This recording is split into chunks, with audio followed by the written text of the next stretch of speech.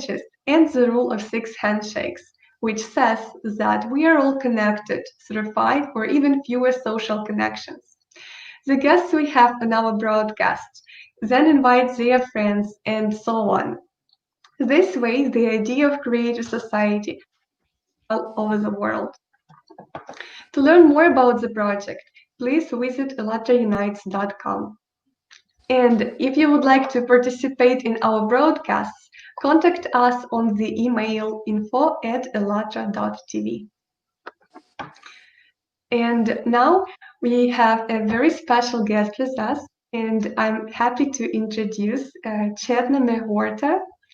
She is an applied theater practitioner, a drama-based learning facilitator, a theater of the oppressed practitioner, playback theater practitioner, and a theater in education practitioner. Hi, Chetnaa. Hello, namaste, everybody. I'm glad to be here. We are happy to have you with us. Same here. Thank you so much. And my name is Yulia, and my co-host is Barbara. Hello, everyone. So, Chetnaa, I'm very glad to meet you. And I want to ask you if you can tell us a little about yourself, your mission, and why do you become a theater practitioner and a theater teacher? Thank you so much for inviting me here today, and I'm very happy to be here with Yulia and Barbara. So, as Yulia introduced me, I'm in India in a city called Bombay, and I work in the area of applied theater. Applied theater, it's been 10 years that we've been doing this work. With my core team, Veera, Suraj, Roshan, and I. And we work with children in schools. We're a part of the curriculum partners with schools, and we also are. We also work with corporates and organizations, and why, as Barbara was just told me that why do I do this work is, I would like to share a little about how, I was raised in a community which was born and raised in a community, upbringing, and my grandmother used to be one of my best life coaches, my friend. She used to coach me on every little bit that I went through, my way of dressing or what I ate. And I had a very big family. People used to come in and move out. And though they had separate houses, but there was a lot of movement in and out. So I felt that this whole taste of community, the whole taste of being together, where we lived, there were definitely a lot of times where we may agree, may not agree, but I loved the way my elders would resolve this so beautifully within themselves. So I learned that from them. So this whole idea of community being together and including people, the elders used to sit with the young ones and they used to feed them, make food for them the way that they liked. So I felt that theater also does the same. Theater also brings people, community together. It includes people in the way they are, their gifts, of what they can bring in without judging.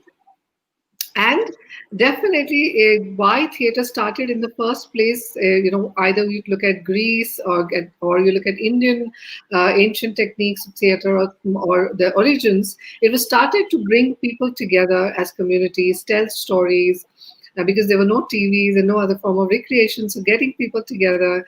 And that was a form of also therapy, it was therapeutic, where people used to talk and sing and narrate their stories.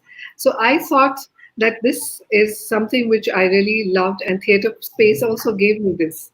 And I have loved performances, and I'm a Kathak dancer.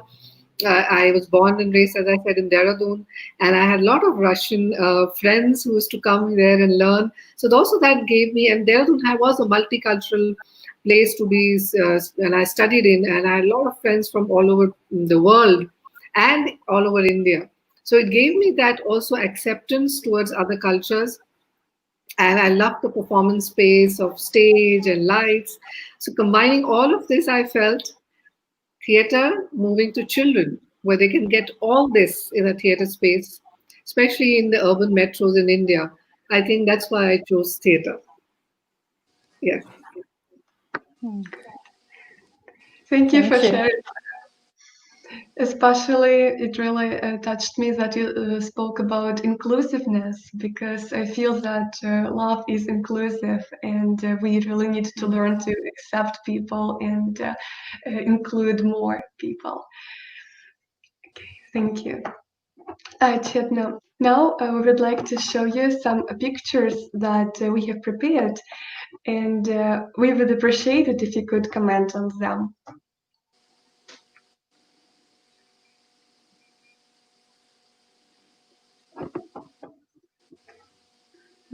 Okay, so can you see the pictures? Yes, I can. This is wonderful. Surprise. Can you please comment on these pictures? What is happening here? This is beautiful. So, if you see the pictures where there are, you see men in black, the 3, 4 men in black, and there is me sitting on the chair with another lady. It's a playback theater performance. Um, we did it for a school called St. Willibrord School for teachers, for educators, and their idea of gathering and their idea of being together in community spaces, how they organized events. So this is a performance as a gift we wanted to give back to them, and. If yeah, and that's also, if you see the one with masks and djembe and there's a shamanic drum, is from the same show. And we love to click pictures before the shows, and we, as Indian theater is a lot celebratory theater, so we love to do the decorations with dupattas and scarves. And so that's the picture you also see with the lights and the little djembe kept. Well, this is interesting. The other 2 pictures are of children in one of the learning centers. So we teach applied theater, and one of the forms we teach is playback theater, where we take live stories from the audience and we play it back and then and there. And this is a group of children, so beautifully, who learned this art of playback theater. And I love the way that you captured this picture where they're listening so beautifully and intently to the storyteller. And yes, so this is, and it has Shreyasi. I can see one of our students here. Yeah, thank you so much for this. And we have one more picture. Oh, this is interesting. So the one in the clown nose, the joker nose, is me. And this is a very interesting project we did with an organization on the biases that we have in our lives, the prejudices we hold, and how we can come together irrespective of our differences in any space that we work with. So we actually did this in the live office space where people actually work. We just came in and we started to do the show about how we could, dissolve the boundaries that we have for each other and create the space. And it was so beautiful that people shared their stories of how they overcame this and how they helped the other groups to overcome that. And yes, so if you see, again, there are children dressed in black. This is actually the official color we recommend children to wear for playback theater. This is for the school, and the children played back stories to their parents. Their parents sat in front of them. They asked them their stories of their own challenges, of success, of celebration. And it was wonderful to see children listening to their parents of stories that they've never exchanged. And they were playing back their own parents' stories. And if you see the ones with a lot of color and their parents writing on the sheets, is again a learning center. And here we did children did a performance on bullying and how they felt excluded, and what is the way to include them back to the groups, how to reintegrate people. We are all different and we may not really be perfect, but then how do you reintegrate ourselves in the community and the society that we live in. It was very interesting here. A son played his own father's challenges in front of his own father. And he, in the whole process of this, he said, "Now I understand my father, that he's busy and he doesn't give me much time. But now, through the theater, I understand that what life he must be leading, outside the doors of our home." So that was a beautiful moment. And this is very exciting. If you see a lot of teachers putting their hands up in the air and running around, is for educators, and we're playing something called as cooperative and collaborative games. So in these games, there's no word called as, we don't use the word out. When you make a mistake, we always say in. And there is a lot of circle songs and singing. But because for teachers, we feel that we teachers every day would speak to a student, but for teachers, it's very important to come together and listen to their stories of what they feel as an educator. So this is what we did for the teachers. Thank you. Thank you. These are very beautiful pictures. Yeah, this is really wonderful, and yeah, I think that so you say that theater can be really important to learn how to cooperate and be a team. And I know that for some children, it's really good also to do theater if they are shy or they can't talk in front of other people. So how can you explain that theater can be so important for personal development for people? And maybe can you also talk a little more about theater of the oppressed? I'm really curious about that. Yes, Barbara, I think as I believe that any type of art which is introduced, it could be painting or theater, in the early part of our lives, has a lot of impressions, in our adulthood. And I'm so grateful to my parents who encouraged me to do theater in the early part of my lives, dance, not much of painting, but a lot of performances. My father used to take me from one rehearsals to another in his scooter, the big scooter that we had.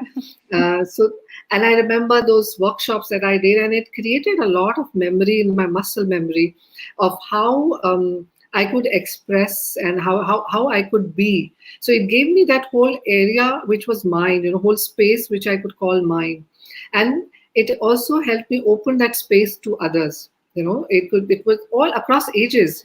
I had a lot of friends who were aunties and uncles who would talk to me. There were little children in my area we used to play with. So that gave me a lot of empathic, in our theater world we call it empathic embodiment. I could embody their idea. So for children, as Barbara, you said, we work with the area of applied theater, and applied theater comes, as early as recent as the 2000. The word was coined, and under its umbrella, it has a lot of forms like theater of the oppressed, playback theater, theater in education, prison theater, theater for development. So we work with 3-4 major forms of applied theater. And one of them, as I mentioned, is playback, with the children you saw in black dress they were doing. And we also do that as adult group, playback group. Now, Theatre of the Oppressed started in Brazil, and it was coined and created by Augusto Boal. He was deeply influenced by Paulo Freire's philosophy of how Paulo Freire felt that children should not be taken as empty cups, that you come and you keep filling them, and the same orange juice, filling them with all the same juice and color. They should be treated equally, letting them move from a didactic model of education to a dialectic where there's equal dialoguing opportunity. And I think the world needs every time in any historical event, if we can, I think lot can be solved when there's equal dialoguing opportunity.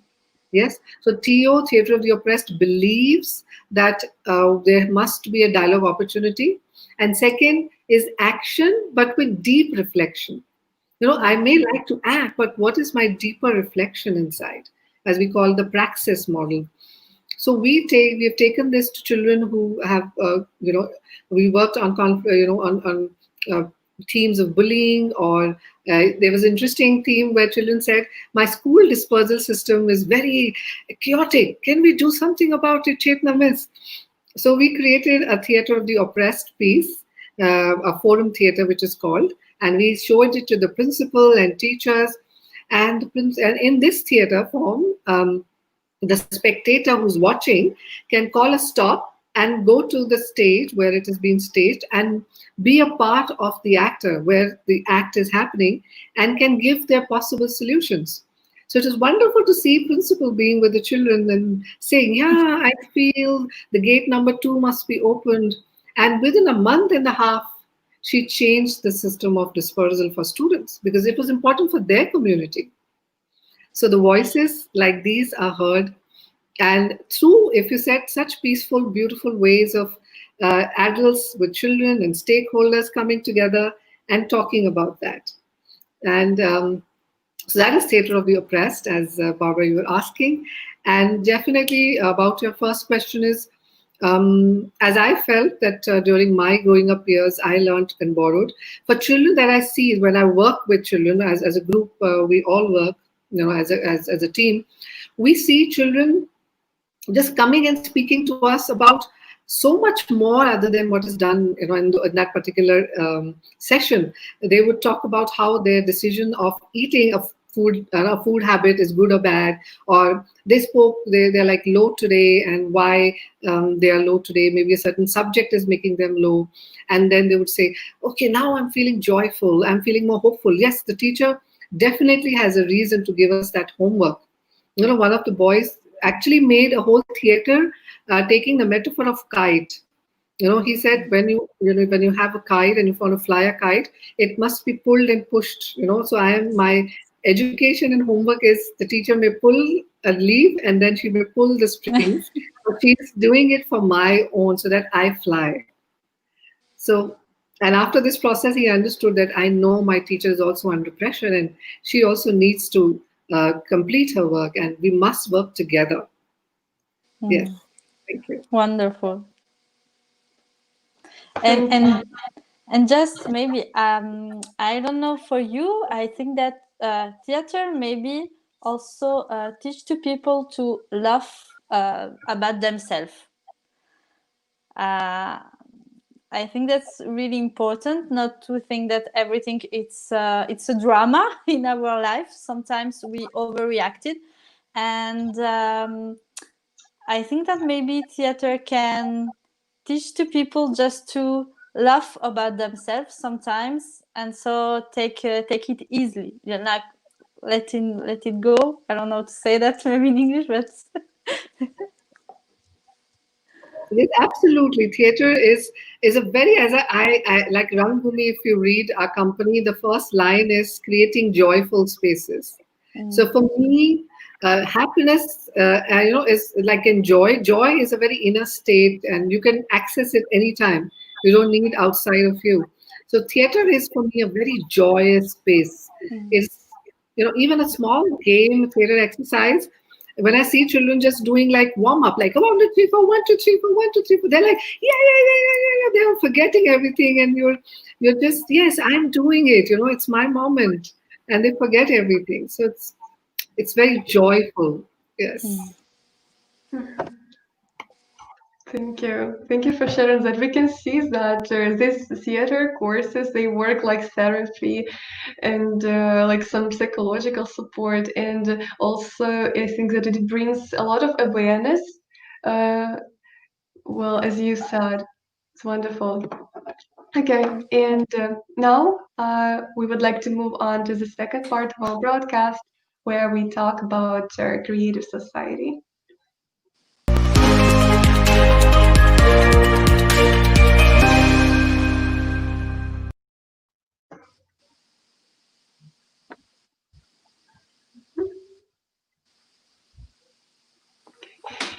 Chetnaa, we wanted to ask you the questions that we ask people all over the world.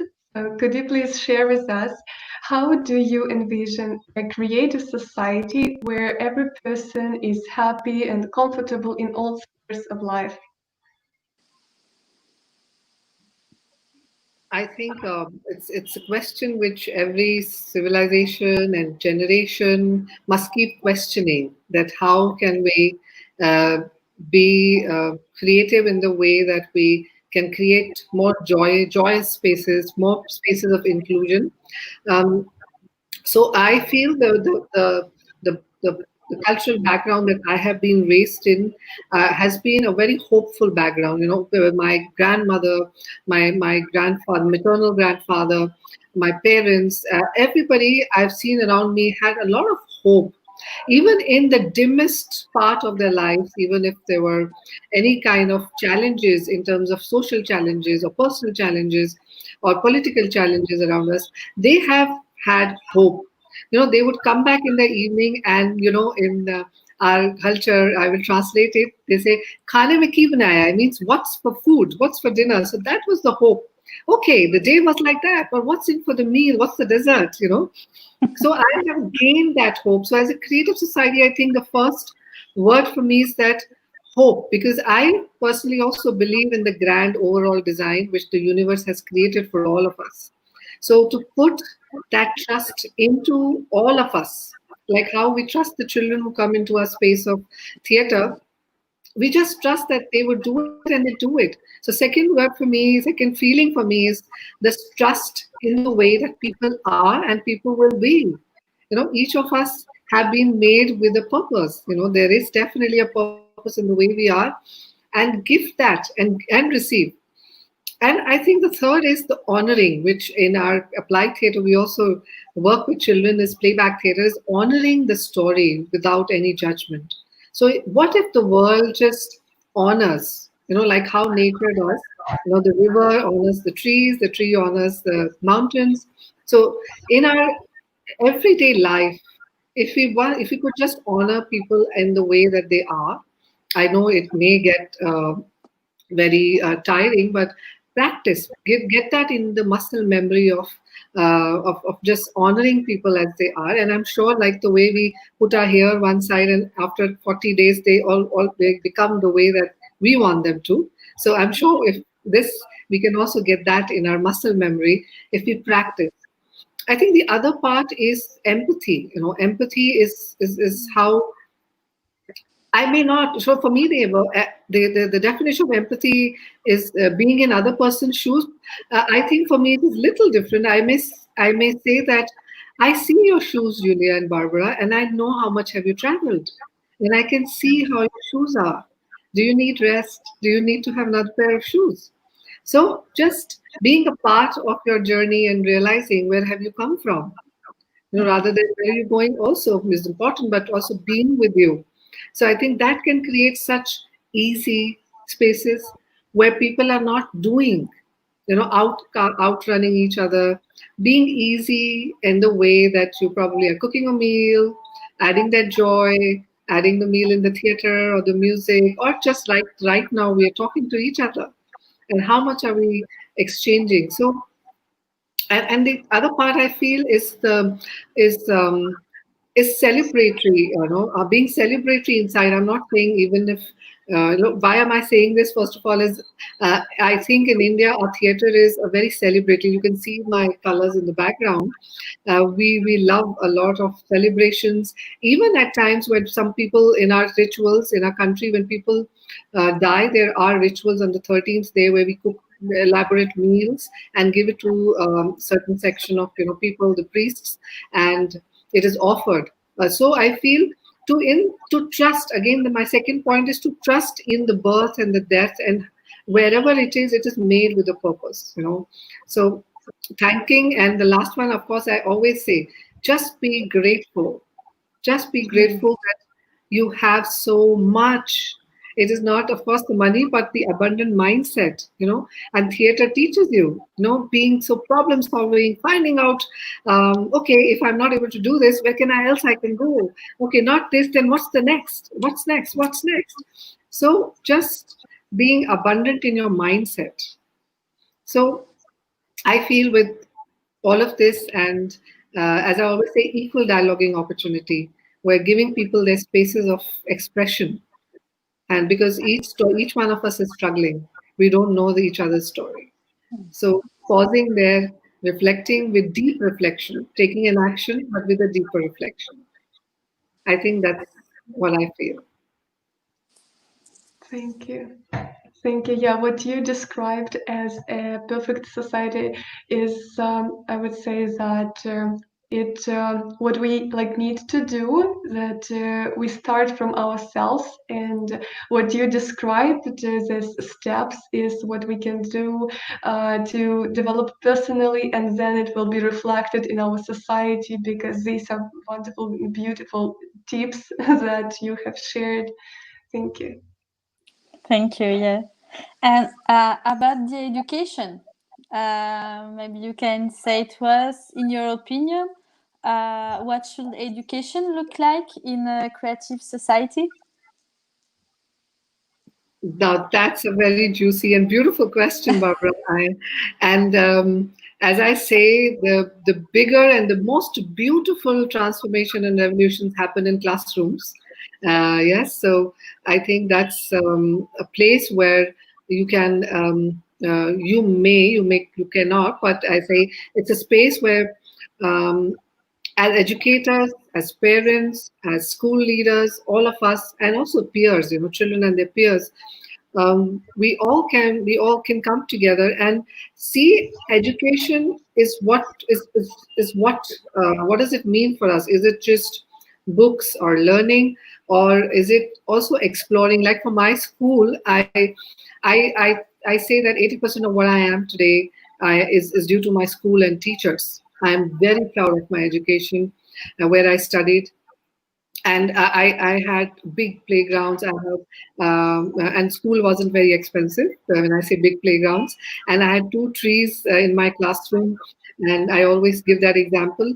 So exploring for me is a big word when it comes to education in a creative society, and each one is honored, and I will use the word again, for each child is honored for who they are, and meeting them where they are, and then taking them forward. So if, as Chetna, I feel that performance is a big space, so can you meet me where I am and take me from there? So exploration, and then joy. I think joy in any kind of learning. When children come to our class, they say that, like this evening we had a session with children, and the parents, they spoke that, they studied in your class about literature of theater, but they would log in at 6 o'clock. The class is at 6:30. At 6 o'clock, open the laptop, mommy, and tell me where is the class? When is the class? So they started to study also about literature of theater.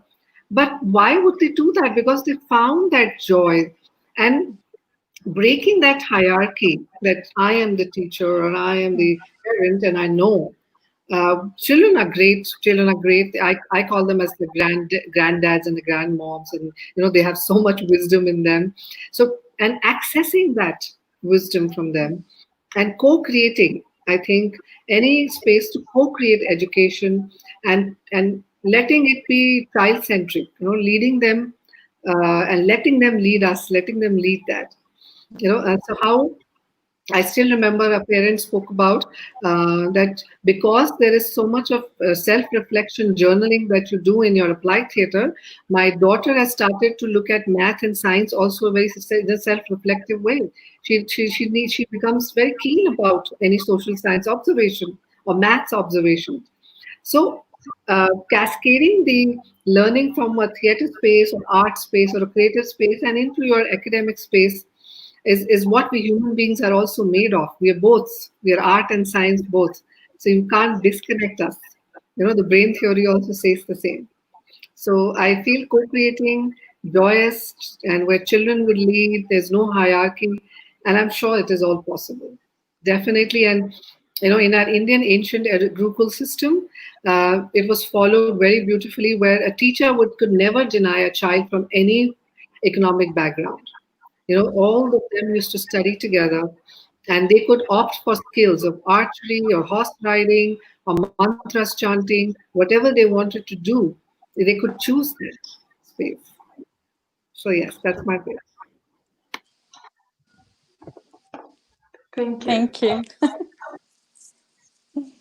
Okay, so we ask people all over the world how they see this beautiful, happy society, and we see that all people want to live in such a society. All people want to live in a creative society, but in order to achieve it, we all need to get united, and we need to have a common vision or model of such a society. And this model can be based on 8 foundations that were provided in an article called Foundations and Stages for Building the Creative Society on the website Allatraunites.com. And now we wanted to show you the 6th foundation of a creative society, which is called Development of Personality. I will read it out loud. Every person in the creative society has the right to comprehensive development and personal fulfillment. Education should be free and equally accessible to all, creating conditions and expanding opportunities for a human to implement his or her creative abilities and talents. And we wanted to ask you, Chetnaa, to comment on this foundation of a creative and happy society. Sure. So the words which are sitting with me are personal fulfillment, equally accessible, and the word expanding and and creative abilities and talents. I think if you put all of them together, is about fulfilling, fulfilling personal fulfillment through equal and free, accessible opportunities, and thereby implementing their creative talents. So I have used your words and made a new sentence out of it. And for me, because I feel if I'm personally fulfilled in a way, if my cup is empty, I cannot give anything to anybody else. So if I, as an individual, I feel that I'm looked after, I'm nurtured, I'm self-nurtured, I'm also nurtured from outside, I'm replenished. That's the word. Then I can give to others if I am okay with the way that I feel. And then it also automatically leads me to expansiveness. I can then move outwards because I'm so inner. There's this joy, inner fulfillment inside.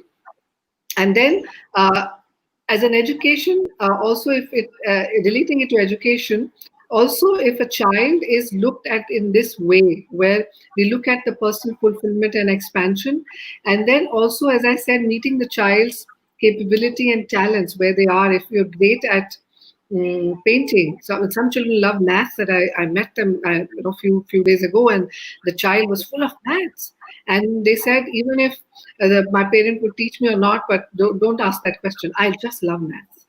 I love the subject. It's okay. It comes through anybody. So, am I looking at that child with what interest? If a child says, "I love to do ballet," this is my move, and this is how I learn. So, how am I looking at that child? Am I expanding the creative abilities? Am I able to fulfill that child's personal fulfillment? Yes. So I think that is for me a society where education is valued by all and for all. Thank you. Yes, we see that changes come from inside, and yes, we can give only what we already have.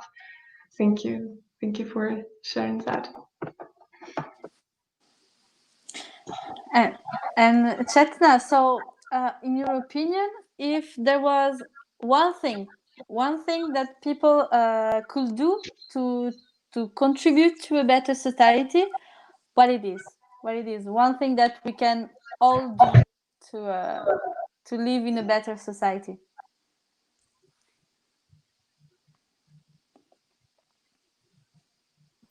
I think if each of us, we, as I always said, as Julia also well put it, what I always feel, it's the change and also, our culture, we're very Barbara also was talking about Indian history and Indian independence.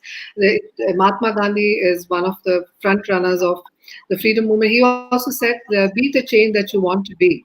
So change or any transformation, if we can do our bits of what we can do with ourselves, then I'm sure, I have seen that in my life.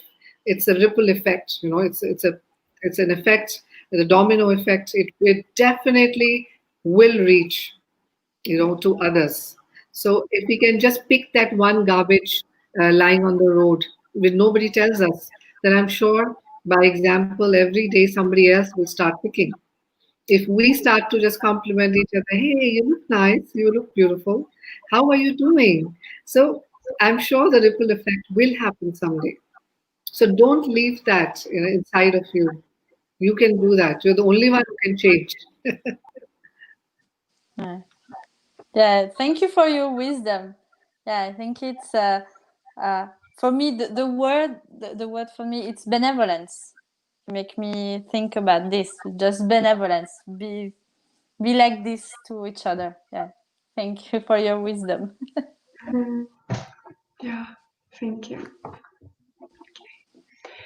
Well, and coming back to the rule of 6 handshakes, we wanted to ask you, among the people you know, your close one, your friends, whom would you like to invite to our live broadcasts to talk about the Creative Society as we did today?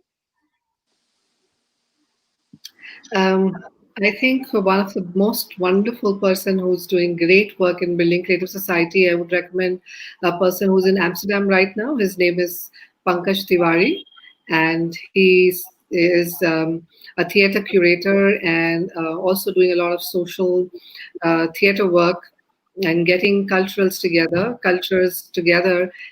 through theater and arts, and building a society in Amsterdam right now through food also. He does a lot of work with food and theater combined. So that is very interesting to see.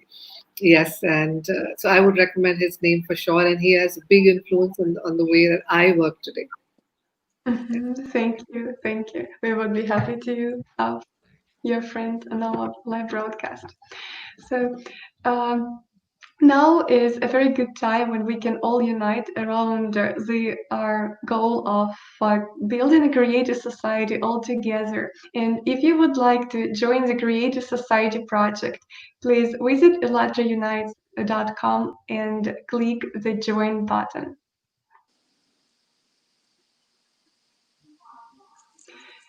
And also, dear viewers, yeah, so here is the web page, and you can join the Creative Society project.